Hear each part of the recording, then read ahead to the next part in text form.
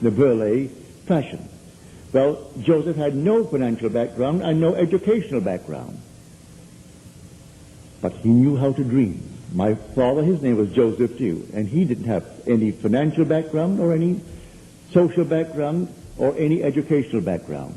But when he left this world in 1959, he left behind him 10 children, each financially independent through his gift. If you leave one child financially independent, that's a tremendous accomplishment. He left 10, each independently secure in the financial world. Made no discrimination between his 10, they all got the same. And that was my dreaming father. And he said to me one day, when he heard me for the first time, I told the people, close your eyes and simply see it in your mind's eye, and I began to describe exactly what I would do. After the meeting, he said to me, you know, son, everything you said today was right but one thing. I said, what? The one thing? He said, don't close your eyes completely. Leave them partly open. That's what I do. I see better. Just shut them, but don't close them completely. You lose control of your imagination. You just completely, you go away. If you leave it partly open, you can control it better. And so I would sit alone every morning and just simply shut my eyes, but I don't shut them completely. And then I see what I want to see, and I carry on conversations with those I must meet today from the premise that I want. And they only answer what I want to hear. And they completely do exactly what I want. That's how I control it. That was a waking dream. That was what my father did. That's what my brother Victor did. And they became what they are. Well, in the little island of Barbados today, they are tops in the financial world. Even the government, if they want to move, they always see my brother Victor. They've got to see him first before they make great moves in the financial world, because he knows it backwards. So I'm telling you, it's all a dream. The whole vast world is a dream, and it's the dream of God. Now, have you heard these words?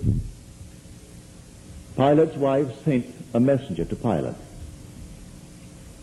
saying to her husband Pilate, have nothing to do with this righteous man. That was Pilate's wife sending the messenger, not to have anything to do with this righteous man.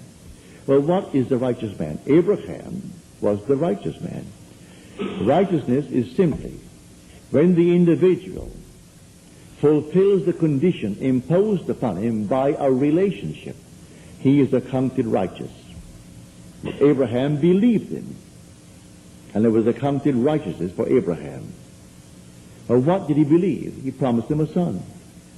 And before the son came into the world, when he was already 90 years, 99, and Sarah 90, he still believed that all things were possible to God. It's a beautiful story.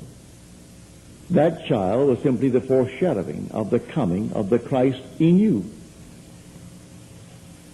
His name was Isaac, the laughing one. And I'm telling you, the whole story is true from beginning to end. Tell all your friends how to dream. But to dream, you must believe in God. But tell them who God is. Don't point on the outside. Tell them that God is their own wonderful human imagination. That when they say, I am, that's God. That's God's name forever and forever. Now, let them test it. You're invited by Scripture to test it. Come test yourselves and see, do you not realize that Jesus Christ is in you? If he's in me, then where is he? He's my own wonderful human imagination, and you can't take that from me. That's the foundation. That's the reality. That's I am. That's God.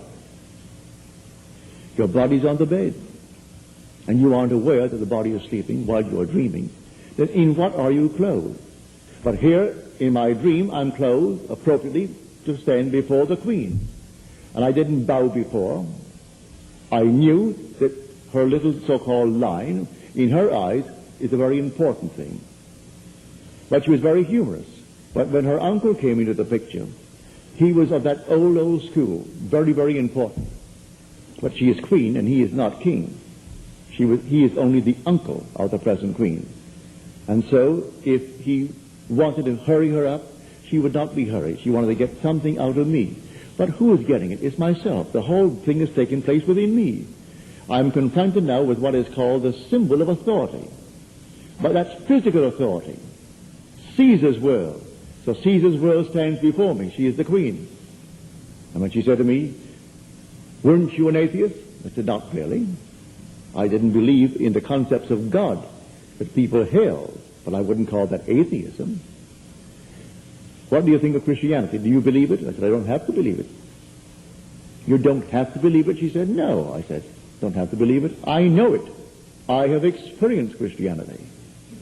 "You have experienced Christianity?" said she. I said, "Yes." Now, she is the head of the church in England, and she hasn't experienced Christianity. But this is all a drama taking place within me. So when the dream came to an end, where did they go? Back into me. And I know from experience that if I could animate, stimulate the smallest little section of my brain, what it represents would push itself right out as something objective and independent of my perception of it. Stimulate it again, the same thing happens again. You can conceive of one situation in this world that isn't contained within you. Everything is within you. So there's not one being in the world that's on the outside. It's all within you. And one day you're going to completely awaken from the dream. And I'll tell you, you'll realize you haven't gone anyplace. You never really left your eternal home. You never died, save in your dream. I wrote those words in 1946, and not a thing has happened to me since to cause me to in any way modify it.